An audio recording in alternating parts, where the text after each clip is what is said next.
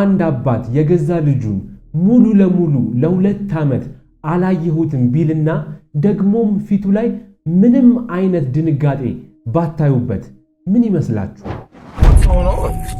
What's your name, my man? Wow. Adam. ይህ የ31 ዓመቱ አዳም ይባላል። ፖሊሶች መኪና ውስጥ ተኝቶ አግኝተውት እየጠየቁት ነው። Where's your daughter so we can check on her and make sure that she's okay? Right now I have nothing to say about it. Your daughter's alive? Yeah. ጥያቄው አንድና አንድ ነው። የ7 ዓመት ልጅህ ሃርመኒ የት ናት? Your daughter's alive? Yeah. She's supposed to be with us.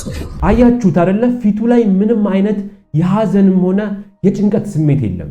ልጁ ከጠፋች 2 ዓመት አልፏታል። እናቷ አታውቅም፣ ዘመድ አዝማን ሁሉ አያውቅም። ፖሊሶች ይህ ሰው የሆነ ነገር እንደደበቀ ገብቷቸዋል። ነገር ግን ከዚህ ሰው በስተጀርባ ያለው ምስጢር ፖሊሶች ካሰቡት በላይ እጅግ ዘግናኝና የሰው ልጅ ጭካኔ ጥግ የሚያሳይ ነበር። ዛሬም ማቀርብላችሁ የትንሿን ሃርመኒ ታሪክ ነው። እጅግ አሳዛኝ ነው። ቪዲዮን ላይክ አድርጋችሁ እንጀምር። ታሪኩ የሚጀምረው እንደ አውሮፓውያን አቆጣጠር በ2021 መጨረሻ አካባቢ ነው። ክሪስታል የተባለችው የሃርመኒ እናት ልጇን ካየቻት ዓመታት አልፈዋል። የልጅቷ ሙሉ ሞግዚትነት ለአዳም ለአባቷ ተሰጥቶ ነበር። ክሪስታል ልጇን ለማግኘት ስትሞክር አዳም ስልኳን ብሎክ አድርጎባታል።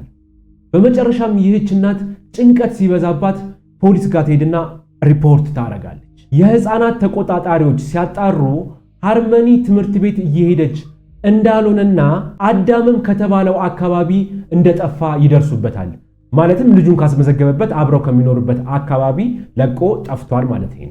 በመጨረሻም ታህሳስ 1 2021 ኒው ይር ኢቭ ላይ ፖሊሶች አዳምን መኪና ውስጥ ከሰበር ሚስቱ ጋር ዘና ብሎ ተኝቶ ይይዙታል፣ ያገኙታል። ፖሊሶቹ በሰላም ነበር የጠየቁት። ልጁ የት እንዳለች ብቻ ነበረ ማወቅ የፈለጉት።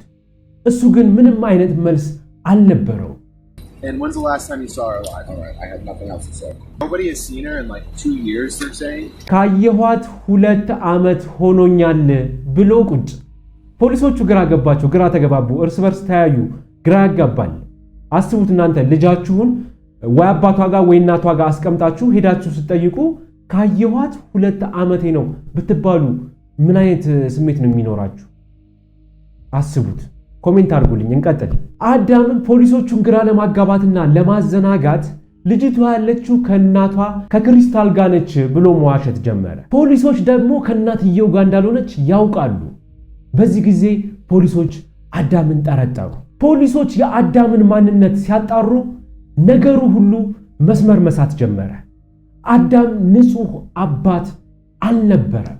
ለረጅም ጊዜ የወንጀል ሪከርድ የነበረው ሰው ነው። ገና በ16 ዓመቱ ትምህርት ቤት መሳሪያ ይዞ በመገኘት በ17 ዓመቱ ስርቆት እንዲሁም ሰውን በስለት በመውጋት በእስር ቤት ገብቶ የወጣ እጅግ አደገኛ ሰው ነበር። ታዲያ እንዴት እንደዚህ አይነት ወንጀለኛ የ7 ዓመት ሕፃን አሳዳጊ ሊሆን ቻለ? ይህ የመንግስት ሲስተም ትልቁ ስህተት ነበረ።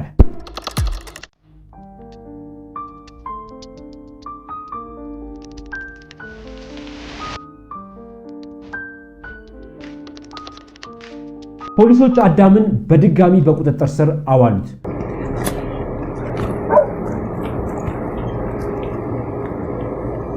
በዚህ ጊዜ ቁጥጥሩ ትንሽ ጠበቅ አለ። ፖሊሶች ተማጸኑት። $100,000 ሽልማት ለጠቋሚ አወጡ። ነገር ግን አዳም ዝምታን መረጠ። ምክንያቱም ሃርመኒ በህይወት እንደሌለች እሱ ጠንቅቆ ያውቅ ነበር።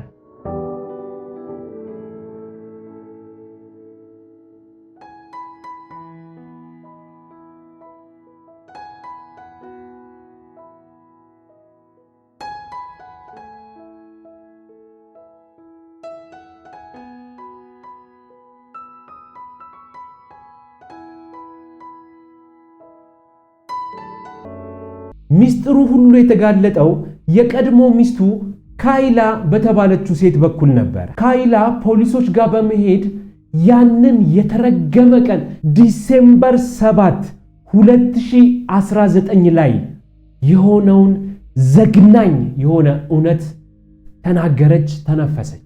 በዕለቱ አዳም፣ ካይላ እና 3 ልጆቻቸው መኪና ውስጥ ነበሩ። ሃርመኒ የሽንት ፊኛዋን የመቆጣጠር ችግር ነበረባት። በዚህ የተነሳ መኪና ውስጥ ሽንቷ ያመልጣታል። አዳም ከጀርባ ሆኖ የምታለቅሰውን የ5 ዓመት ሕፃን በወቅቱ 5 ዓመቷ ነበረ፣ በጭካኔ ይመታት ጀመረ። She was crying a lot. She was crying a lot? Yeah. He repetitively kept punching her.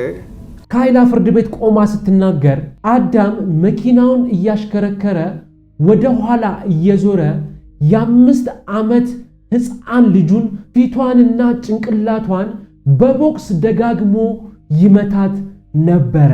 ሕፃኗም ድምጿ እስከሚጠፋ ድረስ አለቀሰች። በመጨረሻም አዳም መኪናውን አቁሞ የበርገር ኪንግ ምግብ ገዝቶ ሲመለስ ሃርመኒ ኮማ ውስጥ ነበረች። ከዚያም ሕይወቷ አለፈ።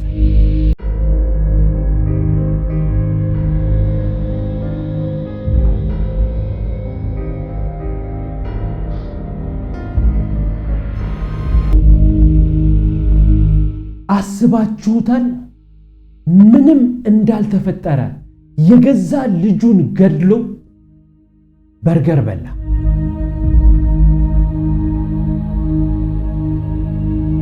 ከዚህ በኋላ የሆነው ነገር የሰው ልጅ አእምሮ የሚፈትን ነገር ነው። አዳምና ካይላ ወደ ሆስፒታል ከመሄድ ይልቅ ሕፃኗን በብርድ ልብስ ጠቅልለው አስቀመጧት። አዳም አስክሬኑን በስፖርት ሻንጣ ውስጥ ከተተው። ከዚያም put the bag in the snow bank so Anthony wouldn't see it. አዳም የአስክሬኑን ሽታ ለመጠበቅ ሲል ሕፃኗን በቦርሳ አድርጎ እናቷ የካይላ እናት ቤት ወስዶ ኮሪደር ላይ ባለ ማቀዝቀዣ ውስጥ አስቀመጠው፣ አኖረው። ሰዎች በየቀኑ በዛ ጋ ያልፉ ነበረ። ውስጡ ያለውን ግን ማንም ሰው አያውቅም ነበር። ከዚያም ወደ ሌላ መጠለያ ቤት ሲቀይሩ አስክሬኑን ኮርኒስ ውስጥ ጣራ ስር ኮርኒስ ውስጥ ይደብቀዋል። የሕፃኗ አስክሬን ሽታ ሲረብሸው ደግሞ ወደ ፍሪጅ ቀየረው። በመጨረሻም ማርች 3 2020 ላይ አዳም የጭነት መኪና ተከራይቶ አስክሬኑን ይዞት ጠፋ። የት እንዳደረገው እስከ ዛሬ ድረስ ማንም አያውቅም። እናቷ ሃርመኒ መቃብር እንኳን አላገኘችም። በ2024 መጀመሪያ ላይ ከረጅም ጊዜ ፍለጋና ምርመራ በኋላ የአዳም የፍርድ ሂደት ተጀመረ። የቀድሞ ሚስቱ ካይላ ሁሉንም ነገር መስክራበታለች። ካይላ እውነቱን በመደበቅ 18 ወራት እስራት ሲፈረድባት፣ የዳኞች ውሳኔ ግን ለአዳም የማያዳግም ነበር።